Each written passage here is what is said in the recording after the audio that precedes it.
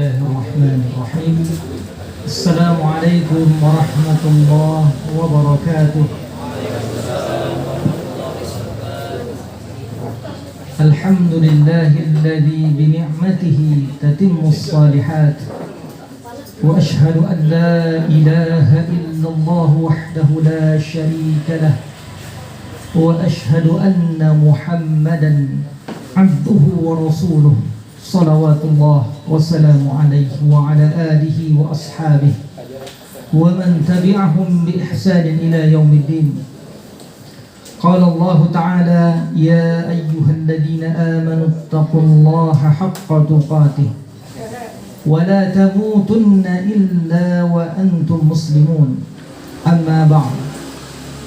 Hadirin sekalian, Bapak dan Ibu sekalian yang saya hormati, rahimani wa rahimakumullah. Alhamdulillah, di kesempatan malam hari ini yang berbahagia ini, insyaallah kita akan melakukan kajian ilmu, majelis ilmu yang semoga Allah Subhanahu wa taala berikan keikhlasan dalam hati dan niat kita, sehingga apa yang kita lakukan ini diridhai dan diberi ganjaran oleh Allah Subhanahu wa taala. Salawat dan salam tidak lupa senantiasa kita sampaikan untuk Nabi kita yang mulia, Nabi kita yang kita cintai, yang telah menyampaikan risalah dengan sebenar-benarnya,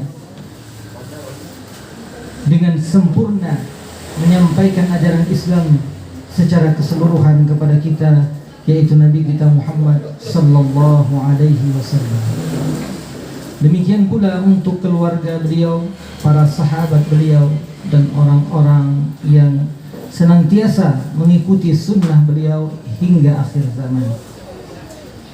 Bapak dan Ibu yang dirahmati Allah Subhanahu wa taala, kita malam hari ini insyaallah akan membahas satu permasalahan yang sangat mendasar dalam Islam, ya, mengenai tauhid, mengenai kalimat la ilaha illallah, ya.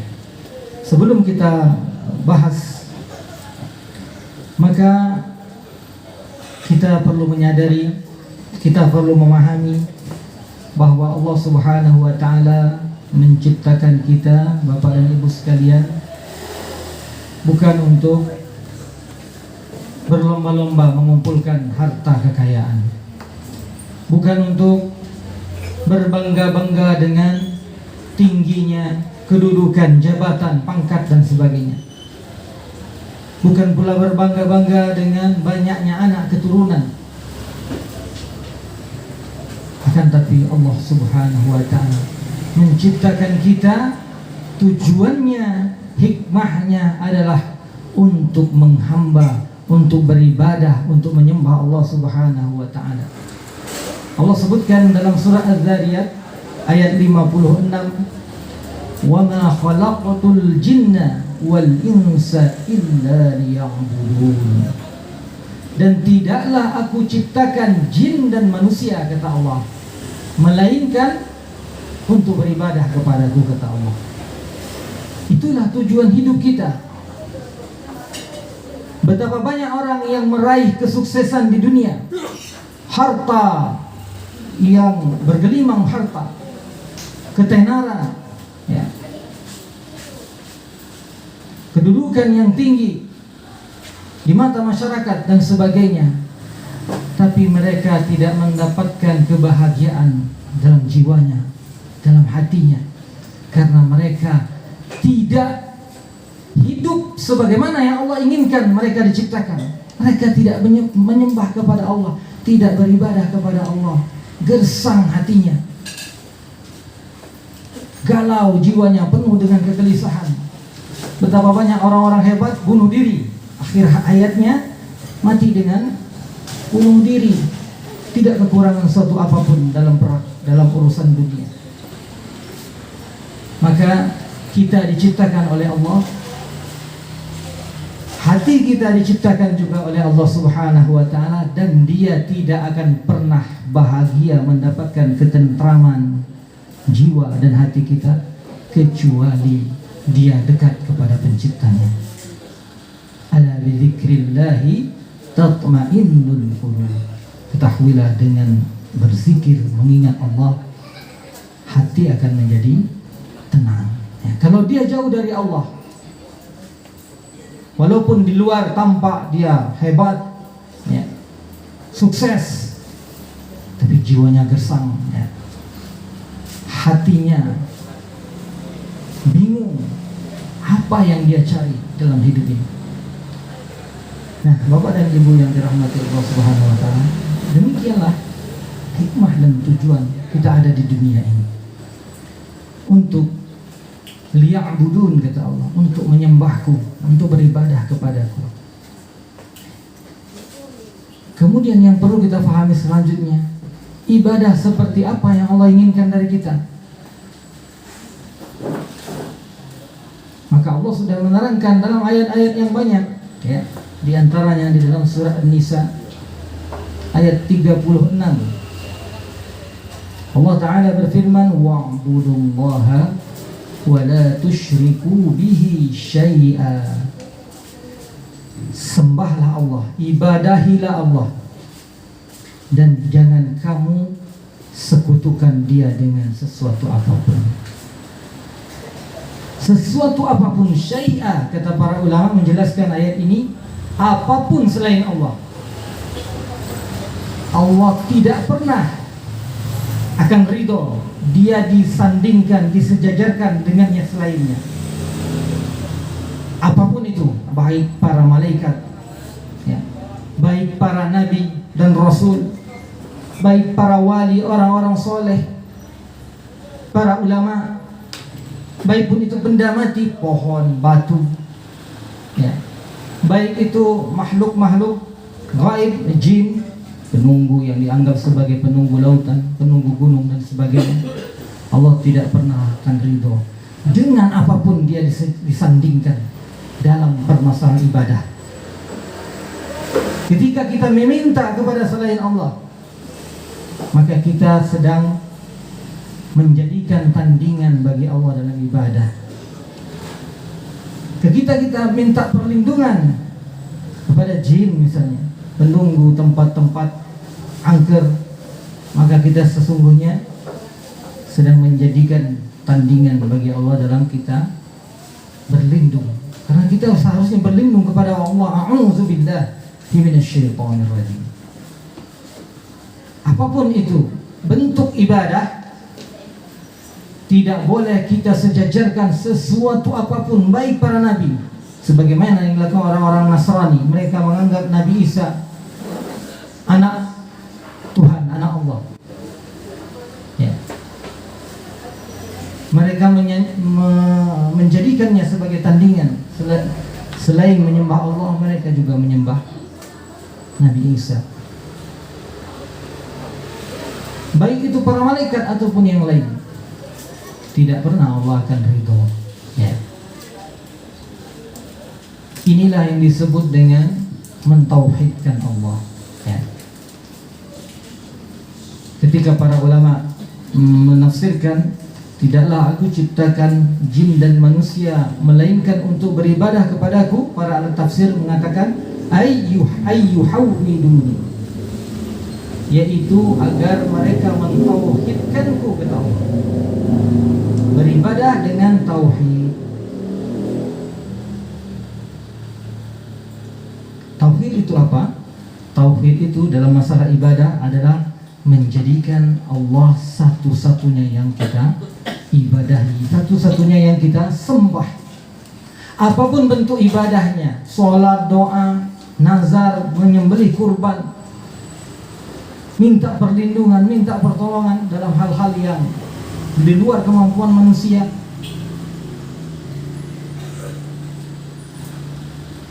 maka hanya Allah satu-satunya yang berhak untuk disembah dan diminta. Itulah yang kita ulang-ulangi setiap rakaat dalam sholat kita. Iyyaka na'budu wa iyyaka nasta'in. Hanya kepadamu lah kami beribadah, kami menyembah, dan hanya kepadamu lah kami minta pertolongan, kami mohon pertolongan. Jadi bukan hanya masalah ibadah, sholat, ya, berdoa, tapi ketika kita minta pertolongan dalam hal-hal yang di luar kemampuan manusia, itu juga adalah suatu bentuk ibadah. Kita takut, wahai jin penunggu pohon misalnya, aku berlindung kepadamu misalnya. Ini bentuk ibadah, minta perlindungan. Karena kenapa? Allah perintahkan kita berlindung kepada Allah. Fa imma yanzaghannaka minasyaitani nazghun fasta'iz billah. Seandainya ada datang kepadamu gangguan dari setan, kata Allah, fasta'iz billah, berlindunglah kepada Allah, bukan berlindung kepada setan yang lain. Berdoa jelas ibadah. Ad-du'a'u huwal ibadah. Doa itulah ibadah. Tidak boleh kita meminta-minta kepada selain Allah, apapun dia. Bahkan kepada Nabi kita sallallahu alaihi wasallam, wahai Rasulullah sembuhkan aku, wahai Rasulullah selamatkan aku. Tidak ada disyariatkan dalam agama kita yang seperti itu. Yang boleh adalah meminta doa kepada beliau ketika beliau masih hidup. Ya, sebagaimana yang dilakukan oleh para sahabat ketika terjadi musim kemarau, ya, banyak tumbuhan yang sudah mati, ya, paceklik, kekeringan, hewan-hewan ternak juga kelaparan, lama sekali hujan tidak turun. Ketika Rasulullah khutbah Jumat, datang seorang Arab Badui. Dia mengajukan kepada Rasulullah apa yang telah terjadi, kekeringan, kemarau yang panjang. Maka kemudian Rasulullah mengangkat tangan beliau istisqa, meminta hujan. Langit yang cerah, panas terik, tiba-tiba berkat doanya Rasulullah menjadi gelap, awan hitam bertumpuk-tumpuk, ya. Dan ketika Rasulullah turun dari mimbar, kata para sahabat, kata Anas bin Malik, salah seorang sahabat yang meriwayatkan hadis tersebut, maka jenggot-jenggot kami basah dengan air hujan. Karena atap Masjid Nabawi hanyalah pelepah-pelepah kurma. Ya, ketika hujan apalagi deras tentu basah jamaah dalamnya. Ini meminta beliau berdoa kepada Allah, bukan berdoa kepada beliau. Nah, ini harus difahami dengan baik, ya. Demikian pula kita boleh minta doa kepada orang-orang soleh yang masih hidup, ya. Ustaz, Pak Kiai, tolong doakan supaya misalnya keluarga saya yang lagi sakit supaya sehat, ya. Maka ini dibolehkan, ya. Bukan kita berdoa kepada dia, wahai Pak Kiai sembuhkan istri saya misalnya, ya. Nah, Bapak dan Ibu yang dirahmati Allah Subhanahu wa taala. Jadi, ibadah tauhid dalam masalah ibadah yaitu menjadikan Allah satu-satunya sebagai yang disembah dan diibadahi. Dan harus ada kebalikannya. Meninggalkan segala sesuatu yang disembah, diminta selain Allah. Ya. Meninggalkan segala sesuatu yang disembah, diibadahi, diminta oleh selain Allah Subhanahu wa taala. Ya. Karena itulah Allah perintahkan tadi, wa'budullah, sembah Allah, wa la tusyriku bihi syai'a. Jangan sekutukan dengan sesuatu apapun. Dalam ayat yang lain, dalam surah An-Nahl ayat 36, Allah Subhanahu wa taala menyebutkan, "Ani'budullaha wajtanibut taghut."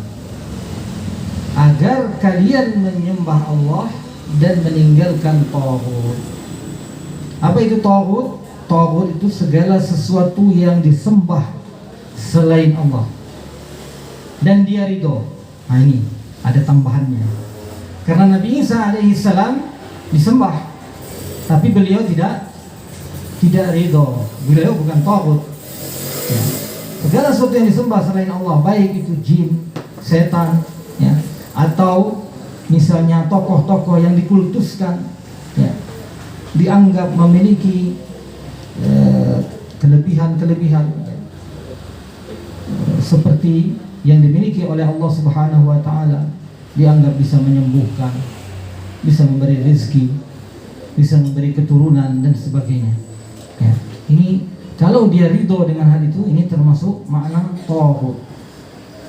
Dia dikultuskan seolah-olah seperti memiliki sesuatu dari kekhususan sifat-sifat Allah, sifat-sifat ketuhanan. Ya. Maka Bapak dan Ibu yang dirahmati Allah Subhanahu wa taala, maka tauhid tidak akan sempurna kecuali mengandung dua unsur pokok ini. Yang pertama, memurnikan ibadah hanya kepada Allah. Memurnikan ibadah hanya kepada Allah. Karena Allah perintahkan, "U'budullah", sembahlah Allah. Yang kedua, meninggalkan segala sesuatu yang disembah selain Allah. Apapun itu selain Allah, baik nabi, rasul, malaikat, orang-orang soleh, batu, pohon, jin, mesti ditinggalkan. Baru terwujud tauhid. Ya. Nah, orang-orang yang mereka disebut sebagai orang-orang musyrik pada masa Rasulullah SAW, kaum musyrikin Quraisy,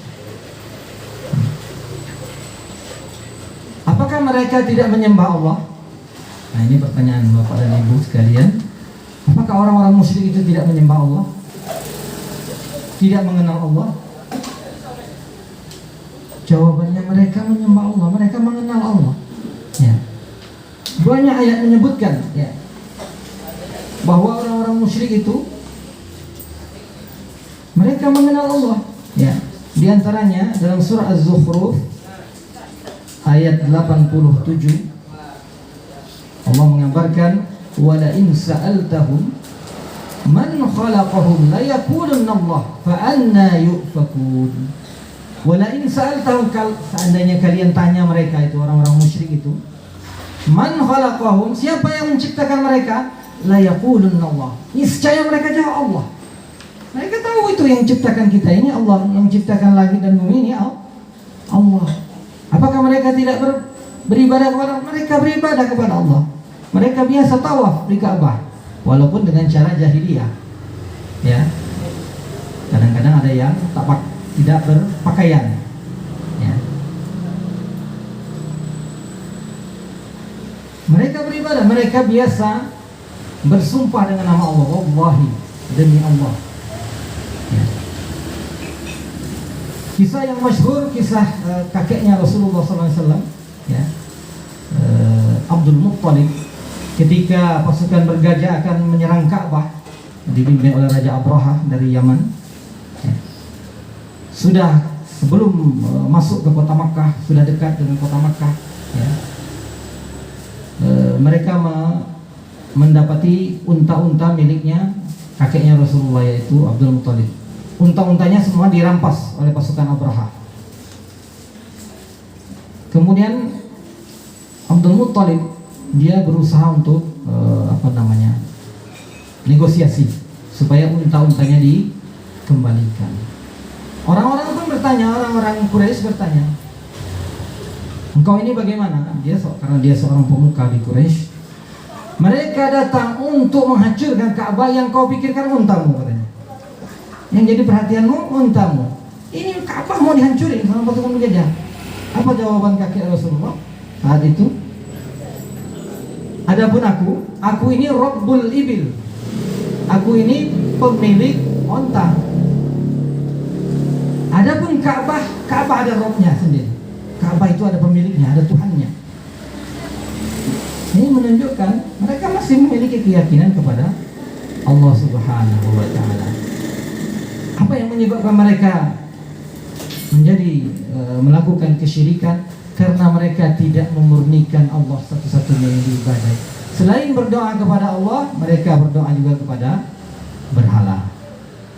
Selain bernazar kepada Allah, mereka biasa bernazar kepada berhala. Kalau nazarnya sudah terpenuhi, nanti mereka sembelihkan kurban untuk berhalanya. Kalau misalnya musim haji, mereka juga menyembelih kurban untuk Allah Subhanahu wa ta'ala, berkurban juga, berhaji juga, tapi hajinya cara jahiliyah.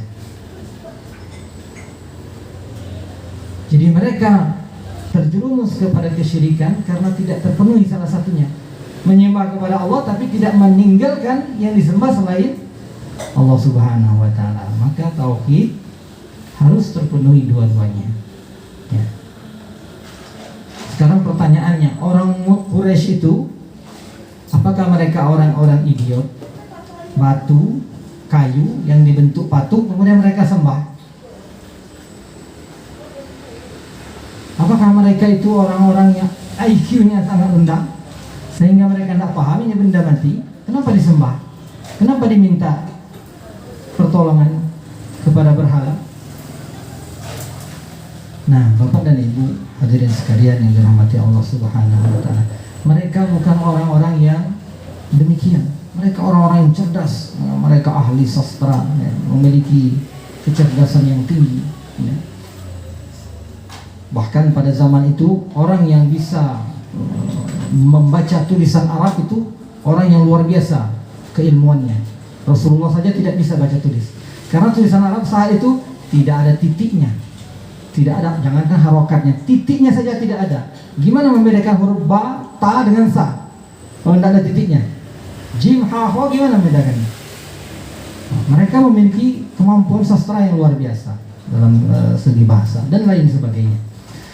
Kenapa mereka menyembah berhala? Allah Subhanahu wa ta'ala sebutkan di antaranya dalam surah Az-Zumar, surah Az-Zumar ayat yang ketiga, وَالَّذِينَ اتَّخَذُوا مِن دُونِهِ أَوْلِيَاءَ مَا نَعْبُدُهُمْ إِلَّا لِيُقَرِّبُونَا إِلَى اللَّهِ زُلْفَى.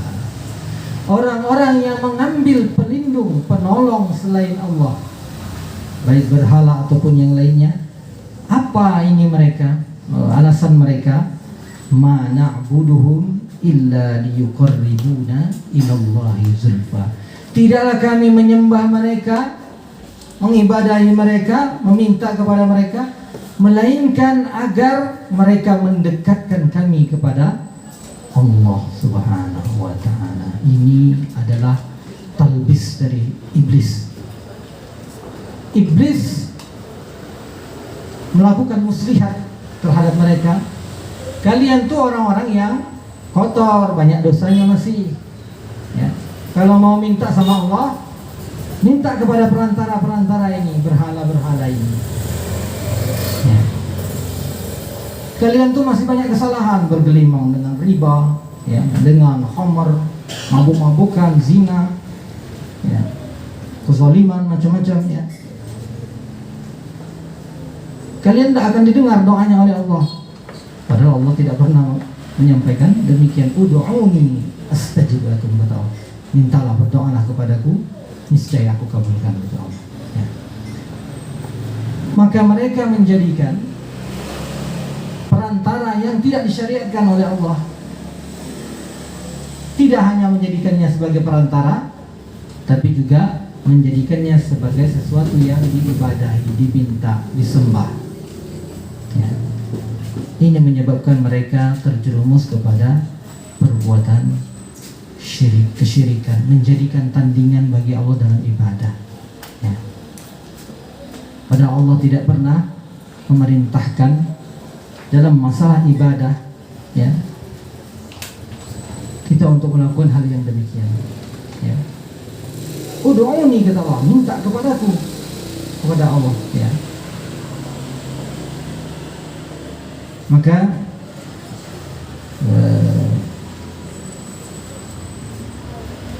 pertama kali, ya, yang membawa berhala tersebut adalah seseorang dari kalangan Arab yang bernama Amru ibnu Luhai al-Khuzai. Dia menemukan, mungkin dia menggali sesuatu atau apa, dia menemukan salah satu berhala, kemudian dia bawa ke Jazirah Arab, ya. Kemudian diikuti oleh orang-orang yang lain. Akhirnya dibuatlah berhala-berhala yang lain. Kenapa orang-orang musyrik menjadikan berhala itu sebagai sarana untuk mendekatkan mereka kepada Allah, maka kita perlu tahu sejarahnya. Ya. Sejarah kenapa terjadinya kesyirikan. Orang-orang menyembah kepada selain Allah Subhanahu wa taala. Bapak dan Ibu yang dirahmati Allah Subhanahu wa taala, bahwa semenjak manusia yang pertama ada di bumi, yaitu Nabi Adam alaihissalam dan istri beliau, ya, mereka hidup tinggal di bumi, mereka semua masih murni di atas tauhid. Anak keturunannya bergenerasi-generasi masih murni di atas tauhid, di atas fitrahnya. Karena manusia Allah lahirkan di atas fitrahnya, yaitu di atas sifat yang akan menerima tauhid, menerima Islam. Rasulullah SAW bersabda, kullu mauludin yuladu 'alal fitrah. Setiap bayi yang lahir itu lahir di atas fitrah, di atas tauhid, di atas Islam. Seandainya bayi itu diasingkan di tengah hutan, tidak ketemu satu orang pun, niscaya begitu dia diajak bertauhid, menyembah Allah, dia pasti akan ikut. Karena dia belum terkontaminasi dengan pengetahuan yang salah, pemahaman yang keliru. Apa yang merusaknya? Fa'abawahu yuhawwidanihi aw yunassiranihi aw yumajjisanihi. Orang tuanya lah yang kelak kemudian menjadikan dia sebagai orang Yahudi ketika diajarkan ajaran Yahudi, atau menjadikannya Nasrani ketika diajarkan ajaran Nasrani, atau menjadikan dia Majusi ketika diajarkan ajaran Majusi. Karena dia ibarat kertas putih kosong, dia siap menerima apa saja. Ya. Para ulama tafsir mengatakan dari Nabi Adam alaihissalam selama 10 generasi, bukan 10 generasi, 10 abad, asyrata qurun. Sebagian menyebutkan 10 abad, sebagian menyebutkan 10 generasi. Manusia masih di atas tauhid. Mereka ada melakukan pelanggaran, dosa dan sebagainya, akan tapi tidak sampai menyembah selain Allah. Hingga tiba pada masa Nabi siapa? Nabi Nuh alaihissalam. Ya. Nabi Nuh alaihissalam, di kaumnya ada beberapa orang soleh yang dikenal kesolehannya, memang benar-benar asli orang soleh, ya, bukan gadungan, bukan. Kemudian mereka wafat, meninggal.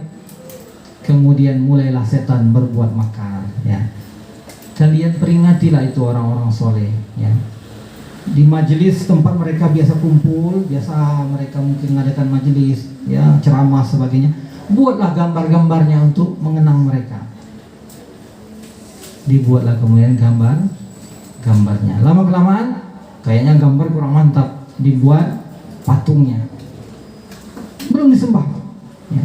Tapi mereka menganggap di situ tempat yang mulia karena bekas tempat majelisnya orang-orang soleh itu. Berlalu generasi, datuk-datuknya, bapak-bapaknya sudah tidak ada lagi, cucu-cucunya tidak tahu sejarahnya. Dianggap ini orang sering kumpul di sini. Ini tempat yang afdol, mereka beribadah di situ. Ini kalau di sini lebih, doa kita lebih dikabulkan, mustajab. Beribadah di situ lebih afdol, pahalanya lebih banyak. Belum juga diibadahi, lambat laun setan mulai setan luar biasa kecerdasannya untuk menyesatkan manusia. Berganti lagi generasi, mereka itu adalah yang akan menjadi membantu kalian untuk mendekatkan kalian kepada Allah, berdoa kepada Allah dengan perantara mereka. Berlalu lagi generasi, akhirnya bukan cuma menjadikan mereka sebagai perantara, tapi meminta kepada mereka, ya. Inilah yang Allah sebutkan dan dijelaskan oleh para ahli tafsir dalam surat Nuh. Wa qalu la tadharunna alihatakum wa la tadharunna wadda wa la suwa'a wa la yaghusa wa ya'uqa wa nasra. Ya. Kaumnya Nabi Nuh berkata, jangan kalian tinggalkan Tuhan-Tuhan kalian, sembahan-sembahan kalian. Jangan tinggalkan Wad, Suwa', Yaghus, Ya'uq dan Nasr. Ini nama 5 orang itu yang orang-orang soleh pada masa Nabi Nuh alaihi salam. Setelah mereka wafat, dibuat gambarnya, dibuat patungnya. Kemudian mereka biasa kumpul di sana, lama-lama akhirnya minta kepada mereka. Makanya mereka meyakini berhala-berhala ini bisa mendekatkan mereka kepada Allah, karena ini berhala dari orang soleh, orang-orang yang doanya mustajab ketika hidup tentunya, ya. Tapi ketika mereka telah wafat, malah mereka meminta kepada berhala-berhalanya. Mereka terjerumus kepada kesyirikan, ya. Jadi Bapak dan Ibu yang dirahmati Allah Subhanahu wa taala, kaum musyrikin bukan tidak mengenal Allah, mereka mengenal Allah, ya. Mereka pun masih ada sisa-sisa agama Nabi Ibrahim. Mereka tawaf mengelilingi Ka'bah, ya. Mereka ada musim haji, mereka masih kenal, walaupun dengan cara jahiliyah. Tapi mereka terjerumus karena mereka tidak meninggalkan segala yang disembah selain Allah Subhanahu wa taala, ya. Karena itulah orang-orang Quraisy, orang-orang musyrik tidak mau diajak untuk masuk Islam, ya. Karena mereka tidak mau meninggalkan yang lain itu. Karena mereka faham makna kalimat la ilaha illallah. Kalau mereka mengucapkan kalimat syahadat, asyhadu an la ilaha illallah, aku bersaksi bahwa la, tidak ada, ilah maknanya adalah sembahan, Tuhan bahasa kitanya, selain Allah. Apa itu makna la ilaha illallah? Tidak ada Tuhan, tidak ada sembahan selain Allah. Benar apa tidak itu maknanya? Itu belum sempurna, ya. Karena para ulama menjelaskan kenyataannya ada enggak Tuhan selain Allah yang dituhankan, yang disembah selain Allah? Ada yang menyembah Nabi Isa, ada yang menyembah berhala, ya, ada yang menyembah batu dan sebagainya, pohon, ya. Sehingga kata para ulama, ini bertentangan dengan kenyataan. Tidak mungkin Allah dan Rasulnya menyuruh kita mengikrarkan sesuatu yang bertentangan dengan kenyataan. Tidak ada Tuhan selain Allah, padahal Tuhan lain banyak. Tapi Tuhan yang lain itu adalah Tuhan yang batil, Tuhan yang palsu, bukan Tuhan yang sebenarnya. Sehingga makna yang sempurna dari kalimat la ilaha illallah, tidak ada Tuhan yang hak selain Allah. Tidak ada sembahan yang sejati, yang benar kecuali Allah. Yang lain selain Allah semuanya batil. Ada Tuhan-Tuhan selain Allah yang dituhankan, tapi semuanya adalah Tuhan yang palsu. Tuhan ada yang kawin, ya. Yang sejati, yang ori hanya Allah Subhanahu wa ta'ala. Karena itu orang-orang musyrik tidak mau mengucapkan kalimat ini. Mereka faham kalau Tuhan yang hak hanya Allah, berarti yang lain boleh tidak disembah, diminta? Tidak boleh. Tidak boleh lagi berarti mereka menyembelih kurban untuk berhala. Tidak boleh lagi mereka bernazar kepada berhala. Tidak boleh lagi mereka bertawaf kepada berhala. Tidak boleh lagi mereka minta perlindungan kepada jin-jin kalau di padang pasir mereka sedang berada di gurun, ya. Karena mereka paham maknanya dan konsekuensinya. Nah, ini penting Bapak dan Ibu sekalian yang dirahmati Allah Subhanahu wa ta'ala, memahami makna kalimat la ilaha illallah. Belum azan Pak ya? Belum. Mungkin sedikit lagi sebelum azan. Dalam bahasa Indonesia, insya Allah kita lanjutkan setelah azan. Wassalamualaikum warahmatullahi wabarakatuh wa ala alihi wa ashabihi ajma'in.